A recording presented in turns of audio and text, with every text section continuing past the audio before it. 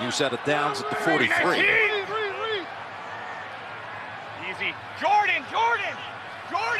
Now, Brady comes out of that, splits everybody out. What did he see? He saw an opportunity with Hogan. Down to about the 30. Big plays. They used to do this with Rob Gronkowski. He's not there anymore.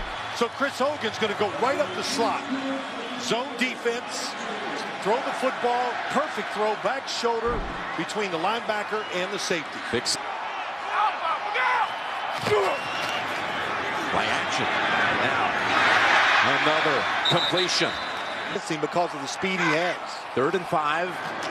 Brady, well protected. All kinds of time, and now goes in zone. Wide open.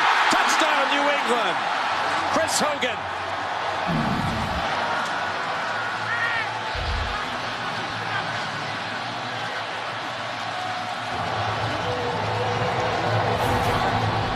This is something. Number 15 on the outside. Chris Hogan just goes uncovered into the end zone. Nobody sees him.